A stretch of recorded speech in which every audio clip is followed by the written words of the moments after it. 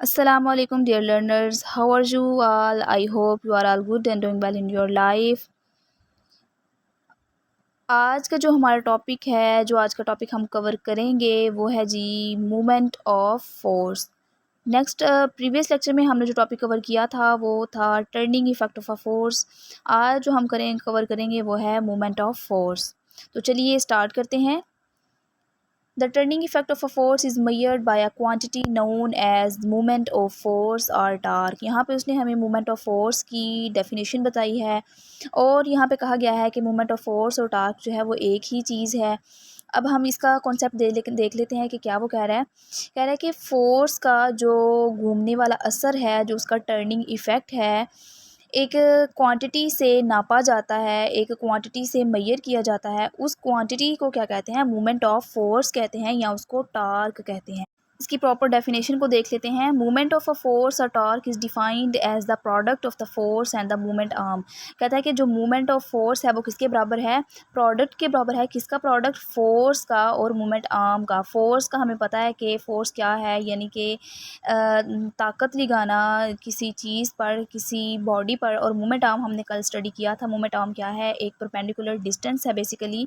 किन किन के बिटवीन? ये है जी फोर्स के बिटवीन और एक्सिस ऑफ रोटेशन, यानी कि जो हमारे पास पॉइंट जो जिसके इर्द गिर्द बॉडी रोटेट कर रही है, उस पॉइंट का फोर्स, जहाँ पे फोर्स लग रही है वहाँ तक परपेंडिकुलर जो डिस्टेंस है उसको क्या कहेंगे? मोमेंट आर्म कहेंगे। सो जो हमारे पास टॉर्क है वो किसके बराबर है? फोर्स मल्टीप्लाई मोमेंट आर्म के बराबर है। मोमेंट आर्म को यहाँ पे जो छोटे एल की तरह का शेप है वहाँ से उसको रिप्रेजेंट किया जा रहा है। Torque is equal to force multiply by L. आपने इस फार्मूले को अच्छे से याद कर लेना है, इसको अच्छे से माइंड में रख लेना है, क्योंकि जब जो आगे हम न्यूमेरिकल्स करेंगे या एग्जांपल्स करेंगे उसमें ये अच्छे से हमें याद होना चाहिए, वहाँ पे ये यूज़ होगा। अब आप नोट कीजिए कि जब हमारे पास फोर्स ज़्यादा होगी और मूवमेंट ऑफ आर्म ज़्यादा होगा तो टॉर्क ऑटोमेटिकली ज़्यादा होगा, क्योंकि ये दोनों आपस में क्या है? ये डायरेक्टली प्रोपोर्शनल में है। जब टॉर्क ज़्यादा होगा यानी कि एक्सिस ऑफ रोटेशन और फोर्स के दरमियान जो डिस्टेंस है वो ज़्यादा होगा, तो क्या होगा? ये मूवमेंट ऑफ आर्म ज़्यादा होगा। और अगर मूवमेंट ऑफ आर्म ज़्यादा होगा तो ऑटोमेटिकली टॉर्क जो है वो बढ़ेगा और रोटेटरी जो हमारे पास मूवमेंट है वो ज़्यादा होगी। सो टॉर्क को बढ़ाने के लिए हमें मूवमेंट आर्म को बढ़ाना होगा, यानी कि एक्सिस ऑफ रोटेशन और फोर्स के जो दरमियान परपेंडिकुलर डिस्टेंस है उसको बढ़ाना होगा। आगे देखिए, where tau is the torque and L is the moment arm. यहाँ पे उसने बताया है कि ये इसको रिप्रेजेंट कर रहा है। द लाइन, आगे उसने एक फिगर दिखाई हुई है कि in figure 4.6 the line of action of force F is perpendicular to R, therefore moment arm L is equal to R. यहाँ पे फिगर में देखिए कि ये जो हमारे पास सर्कल बना हुआ है ये एक्सिस ऑफ रोटेशन है, यानी ये एक ऐसा पॉइंट है जिसके अराउंड बॉडी जो है वो मूव करेगी। और एफ़ ये एक ऐसा पॉइंट है जहाँ पर हम फोर्स लगाएंगे। सो ये जो ये line of action of force है एफ़ जो है, और आर जो है यहाँ से लेकर यहाँ तक ये परपेंडिकुलर डिस्टेंस है between axis of rotation and between line of action of force. So ये हमारे पास मूवमेंट आर्म इसको कह सकते हैं। इसको आर से भी रिप्रेजेंट किया जा सकता है और एल से भी रिप्रेजेंट किया जा सकता है। सो आगे देखिए, remember that the torque of a force is zero when the line of action of a force pass through the action of rotation because it's movement arm becomes zero. इसमें वो बेसिकली कह रहा है कि टार्क उस वक्त zero होगा, torque of force is zero when, जब क्या होगा? Line of action of force, यानी कि जहाँ पे हम फोर्स लगा रहे हैं, passes through the axis of rotation, जब वो लाइन जो है जहाँ पे हम फोर्स लगा रहे हैं एक्सिस ऑफ रोटेशन के पास से गुजरेगी, तब हमारे पास क्या होगी? टार्क जो होगा वो ज़ीरो होगा। क्यों ज़ीरो होगा? Because it's movement arm become zero, क्योंकि उन दोनों के दरमियान डिस्टेंस ही नहीं है। जब ये दोनों लाइनें मिल जाएंगी तो हमारे पास जो मोमेंट आर्म होगा वो ज़ीरो होगा। मोमेंट आर्म ज़ीरो होगा तो ऑटोमेटिकली टार्क भी क्या होगा? ज़ीरो होगा, क्योंकि एक दूसरे के अंदर एक दूसरे के साथ क्या है? डायरेक्टली प्रोपोर्शनल में है। सो जब मोमेंट आर्म ज़ीरो होगा तो टार्क भी ज़ीरो होगा। और मोमेंट आर्म कब ज़ीरो होगा? जब एक्सिस ऑफ रोटेशन और line of action of force के दरमियान डिस्टेंस जो है वो ना होगा या बहुत कम होगा। सो तब मोमेंट आर्म ज़ीरो होगा और टार्क भी ज़ीरो होगा। The torque is positive if the force tends to produce an anti-clockwise rotation about the axis कहता है कि अगर फोर्स जो है किसी भी चीज़ को अगर या किसी बॉडी को एंटी क्लॉकवाइज घूमने पर मजबूर करती है तो उससे क्या होगा, टार्क हमारा पॉजिटिव होगा। एंटी क्लॉकवाइज में जब उसकी मूवमेंट होगी तो टार्क क्या होगा, पॉजिटिव होगा। And it is taken as negative if the force tend to produce a clockwise rotation. और अगर वही बॉडी क्लॉकवाइज रोटेशन में घूम रही है तो टार्क क्या होगा, नेगेटिव होगा। इसने डिफरेंट डायरेक्शंस में जो है टॉर्क को डिफ़ाइन किया है कि अगर फोर्स एंटी क्लॉकवाइज घुमाती है किसी बॉडी को तो तब टार्क क्या होगा, पॉजिटिव होगा। और अगर क्लॉकवाइज घुमाती है तो क्या होगा, टार्क नेगेटिव होगा। The SI unit of torque is newton metre. कहता है कि इसका जो यूनिट है वो कितना है, न्यूटन मीटर। अब ये न्यूटन मीटर कहाँ से आया, देखिए टार्क बराबर है हमारे पास फोर्स मल्टीप्लाई डिस्टेंस। ये जो एल है बेसिकली ये क्या है, आर के बराबर है। और आर क्या होता है, ये होता है बेसिकली डिस्टेंस। सो फोर्स का यूनिट क्या होगा, न्यूटन। फोर्स का यूनिट न्यूटन है, आपको सबको बहुत अच्छे से पता होगा, मालूम होगा कि एफ का यूनिट, फोर्स का यूनिट क्या है, न्यूटन। और एल का या आर डिस्टेंस का यूनिट क्या होता है, मीटर। सो इन दोनों को मिला के टार्क का यूनिट क्या बनेगा, न्यूटन मीटर। आगे देखिए, in many cases the line joining the axis of rotation and point P where the force acts it is not perpendicular to the force F. कहता है कि अक्सर ऐसा हो जाता है कि वो लाइन जो एक्सिस ऑफ रोटेशन को और line of action of force को आपस में मिला रही है, ज्वाइन कर रही है, वो एग्जैक्टली परपेंडिकुलर नहीं होती फोर्स के कंपोनेंट पे। ठीक है, कभी कभार ऐसा हो जाता है। फॉर एग्जांपल आप यहाँ पे देखिए 4.7 डायग्राम में तो आपको नज़र आएगा कि ये जो हमारे पास रियल वाली ये लाइन है वो 90 डिग्री पे नहीं है। 90 डिग्री होता है बिल्कुल ये वाली एग्जैक्ट, ये 90 डिग्री नहीं है। सो ये एक दूसरे के परपेंडिकुलर नहीं होंगे। तब कहता है ऐसी सूरत हाल में क्या करना होगा, therefore O P will not be the movement arm for F. कहता है कि इसीलिए जो ओ पी होगा, ये जो डिस्टेंस होगा, ये इस फोर्स का मूवमेंट आर्म नहीं होगा, क्योंकि मूवमेंट आर्म होने के लिए हमने पीछे देखा कि परपेंडिकुलर डिस्टेंस हमें चाहिए होता है। जैसे यहाँ पर था परपेंडिकुलर डिस्टेंस, सो ये परपेंडिकुलर डिस्टेंस नहीं होगा, इसलिए इसको मोमेंट ऑफ आर्म नहीं कहेंगे। इन सच केसेस, कहता है इन केसेस में हमें क्या करना होगा, we have to find a component of force F. कहता है कि हमें फिर फोर्स एफ का एक ऐसा कंपोनेंट, एक ऐसा हिस्सा ढूंढना होगा जो क्या होगा, परपेंडिकुलर टू ओ पी, जो ओ पी लाइन पर परपेंडिकुलर होगा, एग्जैक्टली इस पर परपेंडिकुलर होगा, क्योंकि जो हमारी फोर्स एफ का जो एग्जैक्ट वाली लाइन है वो तो परपेंडिकुलर नहीं है। सो हमने फोर्स एफ का एक ऐसा कंपोनेंट लेना है जो ओ पी पर परपेंडिकुलर हो। सो हमारे पास हर वेक्टर के दो कंपोनेंट होते हैं, एक एक्स कंपोनेंट होता है और एक वाई कंपोनेंट होता है। आप इसको बहुत अच्छे तरीके में सेकंड वाले चैप्टर में कवर करके आ चुके हैं। सो आपको अंदाज़ा हो गया होगा कि इसके परपेंडिकुलर किस तरह से ड्रा करते हैं। सो हमने इसका परपेंडिकुलर लिया जो कि हमने इसका कंपोनेंट लिया जो क्या है, ओ पी पर परपेंडिकुलर होगा एग्जैक्ट।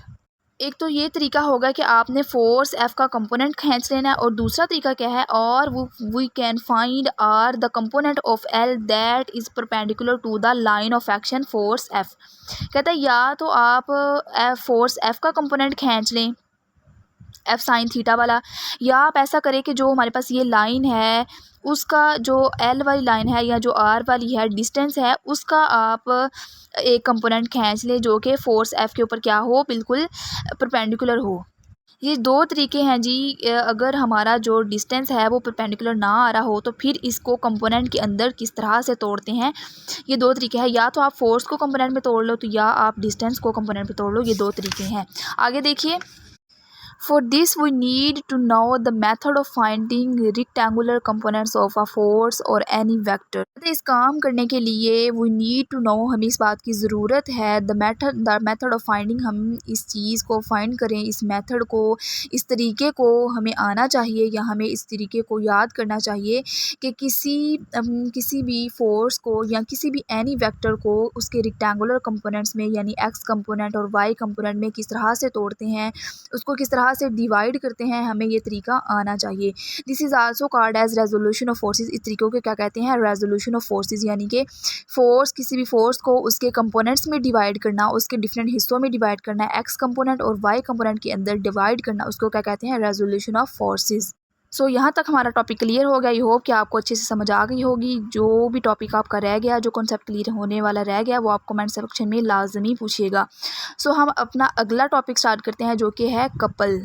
अब कपल क्या है, बेसिकली उसने पहली लाइन में ही क्लियर कर दिया कि कपल क्या है। Couple is a special type of torque. Couple है टॉर्क की, लेकिन टॉर्क की एक स्पेशल टाइप है, उसकी एक काइंड है, उसकी एक किस्म है। जो हमने पीछे पढ़ा, मूवमेंट ऑफ फोर्स में भी बॉडी क्या कर देती है, रोटेट करती है, टर्न हो जाती है। कपल में भी बॉडी जो है टर्न हो जाती है, लेकिन कपल में डिफरेंस क्या है, कपल में दो ऐसी फोर्सेस एक्ट करती हैं जो कि डायरेक्शन में एक दूसरे के अपोजिट होती हैं, लेकिन ये इस तरह से लगती हैं कि एक बॉडी को रोटेट करवा देती है। अब यहाँ पे इस डायग्राम में देखिए, इस फिगर में देखिए कि ये फोर्स जो है ये बॉडी को इस तरह इस डायरेक्शन में लेके जाएगी, ये इस डायरेक्शन में लेके जाएगी। ये दोनों ऐसे लगेंगी तो बॉडी रोटेट कर जाएगी, बॉडी टर्न हो जाएगी। We observe at many situations in our daily life when two equal or opposite parallel forces produce torque। कहता है कि हम अपनी डेली लाइफ में भी इन चीज़ों को ऑब्जर्व कर रहे होते हैं, हम देख रहे होते हैं डिफरेंट सिचुएशंस को जहाँ पर टू इक्वल बराबर लेकिन अपोजिट फोर्सेस अमल कर रही होती हैं, जो कि क्या करती हैं, टॉर्क को प्रोड्यूस करती हैं।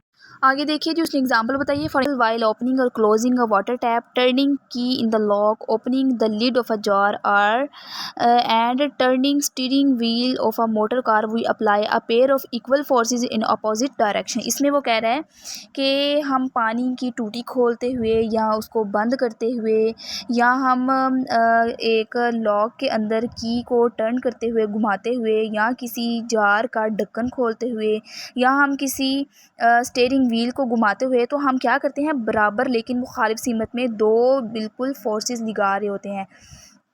फॉर एग्ज़ाम्पल आप इसी में देख लें कि जब हम टूटी के टैप को खोलते हैं तो एक हाथ हमारा ऊपर की तरफ और दूसरा हाथ हमारा नीचे की तरफ ज़ोर लगाता है, जिससे क्या होता है, एक टर्निंग इफेक्ट पैदा होता है, जिसकी वजह से टूटी खुल जाती है और एक कपल पैदा होता है। इसी तरह जब हम चाबी को लॉक में घुमाते हैं तो हम इक्वल साइड्स पर जो है फोर्सेस प्रोड्यूस करते हैं, जो कि क्या होती हैं, एक दूसरे के ऑपोजिट होती हैं, जिसकी वजह से कपल पैदा होता है और लॉक खुल जाता है।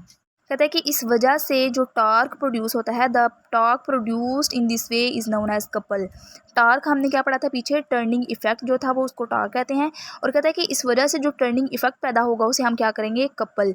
यानी कि कपल में और टॉर्क के अंदर डिफरेंस ये है कि कपल भी एक टॉर्क की किस्म है, लेकिन इसके अंदर दो फोर्सेस जब अपोजिट डायरेक्शन में जो है प्रोड्यूस होंगी या अपोजिट डायरेक्शन में अमल करेंगी, तो तब जो टर्निंग इफेक्ट पैदा होगा उसको क्या कहेंगे, कपल कहेंगे। उसके बाद उसने कपल की यहाँ पे डेफिनेशन दी है कि वन टू इक्वल और opposite parallel forces act at two different points of the same body, they form a couple.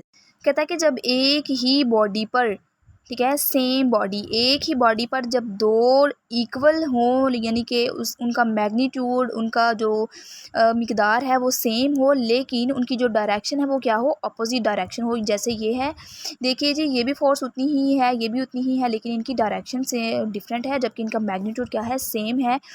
Opposite parallel forces act at the two different points. ये बॉडी है और डिफरेंट पॉइंट्स पर लगी है, एक यहाँ पे लगी है, एक यहाँ पे लगी है, डिफरेंट पॉइंट्स पर लगी है, डिफरेंट डायरेक्शन पे लगी है।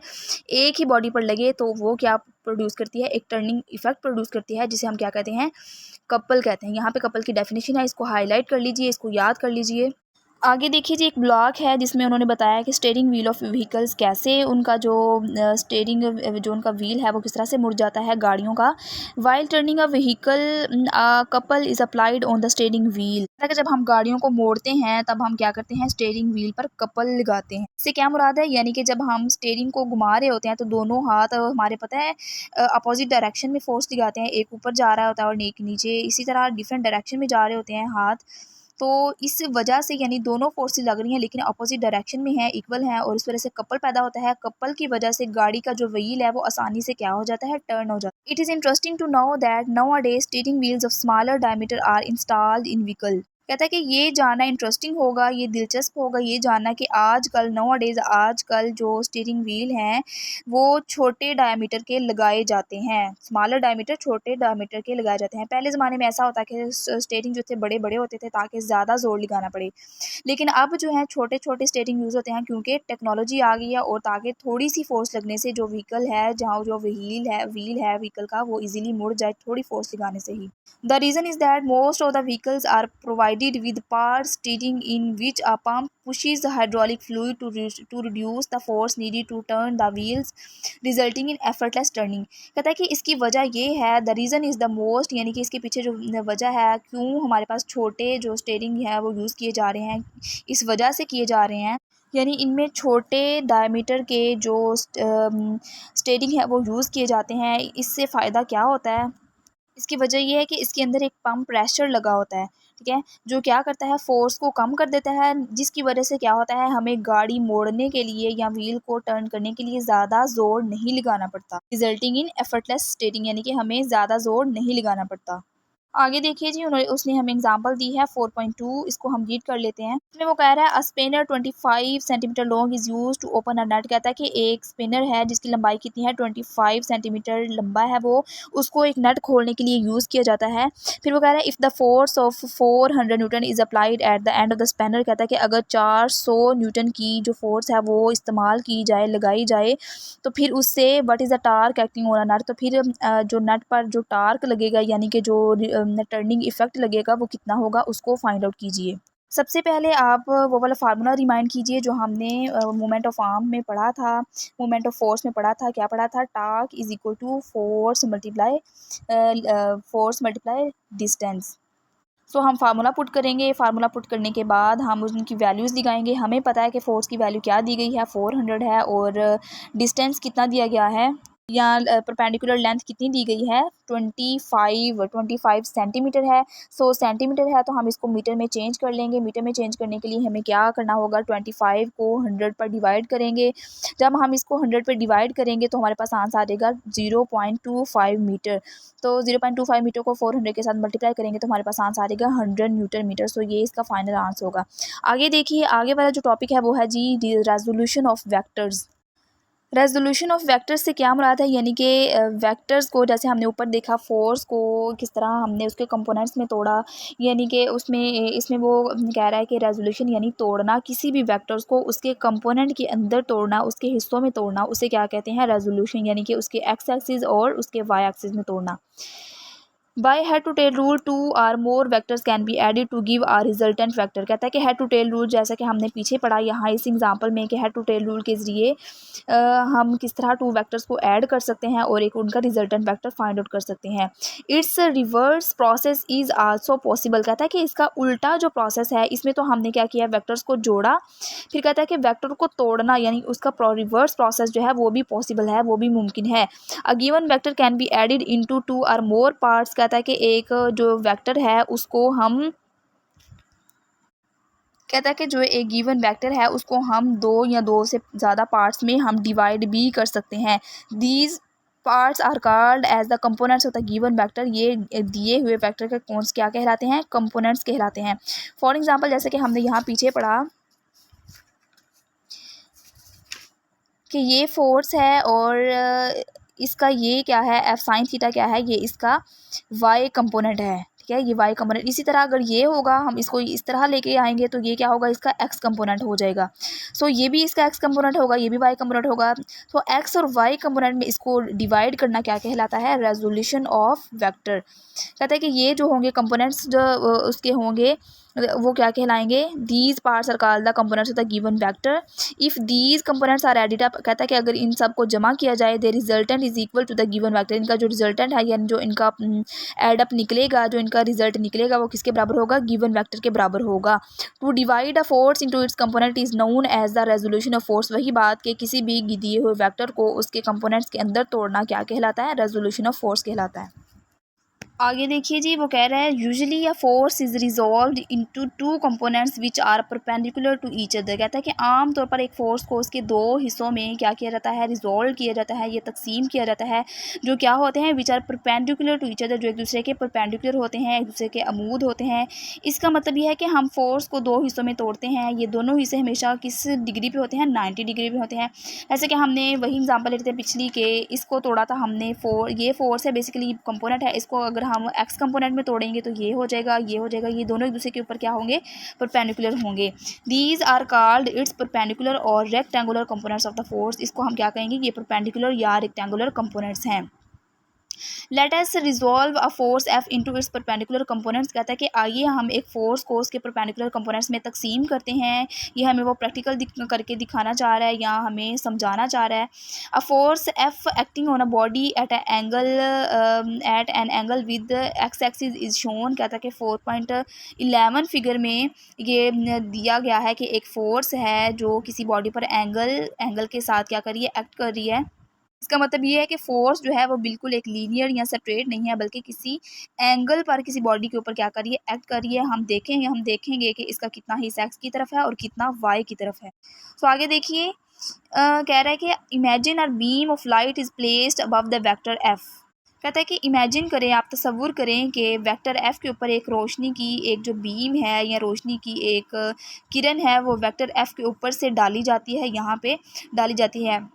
यानी जिस तरह हम किसी चीज़ के ऊपर टार्च करते हैं तो उसकी रोशनी की वजह से उसका साया नीचे बन जाता है, इसी तरह ऐसे ही होगा कि यहाँ पर जब ऊपर से बीम ऑफ लाइट डाली जाएगी फोर्स के एफ के ऊपर, तो इसका नीचे शैडो बन जाएगा, साया बन जाएगा। As the light falls perpendicular to the x-axis, it will cast a shadow OA on vector F onto x-axis। कहता है कि जब रोशनी जो है एक्स एक्सिस पर अमूदन पड़ेगी, ये एक्स एक्सिस है ये वाला, कहता है कि जब ये अमूदन पड़ेगी, रोशनी ये आ रही है और एक्स एक्सिस क्या है, इस तरह से है। कहते हैं जब इस पर अमूदन पड़ेगी फिर क्या होगा, तो फोर्स एफ का साया जो है ये एक्स एक्सिस पर ओ ए के तौर पर बनेगा। ये वाला इसका साया, ये फोर्स है ये वाली, और फोर्स का साया कहाँ पे बनेगा, एक्स एक्सिस पर इस तरह करके बनेगा। ये वो वाला साया है जो फोर्स एफ का एक्स एक्सिस के ऊपर बन रहा है। इस पर एक्स एक्सिस पर बनने की वजह से हम इसको क्या कहेंगे, ये क्या है, X component of force F है। आगे देखिए जी, in the same way if the light is thrown perpendicular to the Y axis, the shadow O B of vector F on Y axis is the Y component of force F. कहता है कि इसी तरह अगर light जो है वो Y axis पर अमूदन डाली जाए तो क्या होगा, इससे फोर्स एफ का जो साया है वो वाई एक्सिस पर बनेगा, यानी ओ बी के तौर पर बनेगा। ये जो ओ बी है ये साया बनेगा, और ये जो है ये चूंकि ये वाई कंपोनेंट है फोर्स का, तो इस वजह से इसको क्या कहेंगे, ये फोर्स का वो हिस्सा है जो अमूदन है, जो परपेंडिकुलर है, और वो इसको क्या कहेंगे, ये फोर्स एफ का वाई कंपोनेंट है। आगे जो उसने हमें कंपोनेंट की डेफिनेशन दी है, कहता है कि अ component of a vector is it's effective value in a given direction. कहता है कि जो कंपोनेंट ऑफ वेक्टर है वो क्या है, असल में इसकी एक गिवन डायरेक्शन में, उसकी एक ख़ास डायरेक्शन में उसकी एक मौसर कीमत को बताता है। आसान अल्फाज में देखिए कि अगर फोर्स जाविये पर लग रही है, अगर फोर्स किसी जाविये पर एंगल पर लग रही है, तो हमको इसकी सीधी सादी दो डायरेक्शन यानी एक्स और वाई कंपोनेंट्स में इसको तकसीम करके देख लेना है कि इसकी असल जो ताकत है या इसकी जो असल वैल्यू है वो किस डायरेक्शन में कितनी है। यही इसके कंपोनेंट्स कहलाते हैं। आगे देखिए, the x and y components can be practically down simply by dropping perpendiculars from the tip of the vector F on to x and y axis respectively. कहते हैं कि एक्स और वाई कंपोनेंट्स को हम प्रैक्टिकली तौर पर आसान बना सकते हैं। सिंपली हमें क्या करना है, हमें टिप ऑफ द वेक्टर को लेना है, यानी टिप ऑफ द वेक्टर कौन सा है, ये वाला है, और हमने इसको लेते हुए हमने इसके एक्स एक्सिस पर और वाई एक्सिस पर दो लाइनें गिरा देनी है, और ये इससे क्या होगा कि एक्स एक्सिस और वाई एक्सिस पर इसके दो कंपोनेंट्स जो हैं वो ड्रा हो जाएंगे। The x axis component of force F is donated as F axis. कहता है कि जो एफ एक्सिस पर इसका कंपोनेंट बनेगा इसको एफ एक्स के तौर पर लिखेंगे, और जो वाई कंपोनेंट होगा इसको कैसे लिखेंगे, एफ वाई की शेप में। From figure 4.11 it is evident that F is the resultant factor of the component F X and F Y. कहते हैं इस फिगर में जो है ज़ाहिरी तौर पर नज़र आ रहा है कि जो एफ है वो क्या है, वो एक्स एक्सिस का और वाई एक्सिस का क्या है, रिजल्टेंट है, यानी उनका प्लस है, एडअप है। कहते हैं कि एफ एक्सिस और एफ वाई दोनों मिलकर एक असल फोर्स यानी एफ को बना देते हैं। जैसे दो रास्ते मिलकर एक नया रास्ता बना देते हैं ना, बिल्कुल ऐसे ही दोनों कंपोनेंट्स मिलकर क्या करते हैं, एक नई फोर्स एफ को बना देते हैं। Moreover F X and F Y are perpendicular to each other. कहता है कि ये दोनों जो है एक दूसरे के परपेंडिकुलर हैं, इनके दरमियान 90 का जाविया बन रहा है। Therefore F X and F Y are called the perpendicular components of vector F. इसीलिए कहता है कि इन दोनों को, ये दोनों है तो कंपोनेंट्स, लेकिन कौन से कंपोनेंट्स हैं, परपेंडिकुलर कंपोनेंट्स हैं, इसलिए इनको क्या कहेंगे, perpendicular components of vector F. The magnitudes of the perpendicular components can be found from the right angle triangle O A C in figure 4.11। कहता है कि ओ ए सी इस डायग्राम के अंदर जो है हम इनके एफ एक्स और एफ वाई को देख सकते हैं। इसमें उसने लिखा है कि ओ ए सी, ये एक क्या है, ये एक रेक्टेंगुलर है, इसके अंदर से हम जो है वैल्यूज़ को निकालेंगे। सबसे पहले उसने क्या किया है, उसने ओ और ए को लिया है, यानी कि उसका पहले स्टेप में उसने क्या किया है, उसने एडजेसेंट यानी कि ओ ए और ओवर ओ सी क्या है हमारे पास, एडजेसेंट ओवर हाइपोटेनियस किसके बराबर होता है, हमें पता है कॉस थीटा के बराबर होता है। कौन सा, एडजेसेंट और हाइपोटेनियस किसके बराबर होता है, कॉस थीटा के। एडजेसेंट को हम कायदा भी कह सकते हैं और हाइपोटेनियस को हम वतर भी कह सकते हैं। कायदा बता वतर किसके बराबर होता है, कॉस थीटा के बराबर होता है, या एडजेसेंट ओवर हाइपोटेनियस किसके बराबर होता है, कॉस थीटा के। अब हम इसकी वैल्यूज़ को पुट कर लेते हैं। हमें पता है कि ओ ए किसके बराबर है जी, एफ एक्स के, हमने एफ एक्स लिख लिया, और ओ सी किसके बराबर है, एफ के। सो ये एफ एक्स ओवर एफ किसके बराबर है, कॉस थीटा के। जब हम इनको पुट करेंगे वैल्यूज़ को, तो एफ एक्स इधर ही रहेगा, एफ उधर जाके क्या हो जाएगा, मल्टीप्लाई हो जाएगा। तो ये हमारे पास एक फार्मूला निकल आएगा जो कि क्या है, F X is equal to F cos theta. अब दूसरी दफ़ा करके देख लेते हैं। सिमिलरली हमने क्या लिखा, हमने लिखा कि परपेंडिकुलर ओवर हाइपोटेनियस किसके बराबर होता है, साइन थीटा के। और हमें पता है कि परपेंडिकुलर किसके बराबर है, ए सी के बराबर है, और हाइपोटेनियस किसके बराबर है, ओ सी के, जो कि किसके बराबर है, साइन थीटा के। अब इनकी वैल्यूज़ लिख लेंगे। हमें पता है कि ए सी किसके बराबर है, ये बराबर है एफ वाई के, और ओ सी किसके बराबर है, वो बराबर है एफ के। तो ये साइन थीटा के बराबर होंगे। जब इनको सही तरह से सेट किया जाएगा तो वो क्या आ जाएगा, F Y is equal to F sine theta. So यहाँ पे उन्होंने बेसिकली हमें एफ एक्स और एफ वाई की दोनों की फार्मूलाज बताए हैं, उनकी वैल्यूज़ को बताए हैं, जो कि आगे हमारे पास न्यूमेरिकल में यूज़ होंगे। आपने इनको अच्छे से याद करना है। सो आज का यही था हमारा टॉपिक। आई होप कि आपको अच्छे से समझ आ गया होगा। जो टॉपिक आपका रह गया, जो कॉन्सेप्ट ना क्लियर हुआ हो, वो आपको कमेंट सेक्शन में लाजमी पूछेगा। और अगर आपको ये वीडियो अच्छी लगी हो तो लाइक कीजिएगा और एक प्यारा सा कमेंट कीजिएगा, और हमारे इस चैनल को सब्सक्राइब कीजिए, ताकि हर आने वाली वीडियो, हर आने वाली लेक्चर आपको पहुँच सके। और आप इसके लिए इतना ही अपना ख्याल रखिएगा, अपने प्यारों का ख्याल रखिएगा। अल्लाह हाफिज़।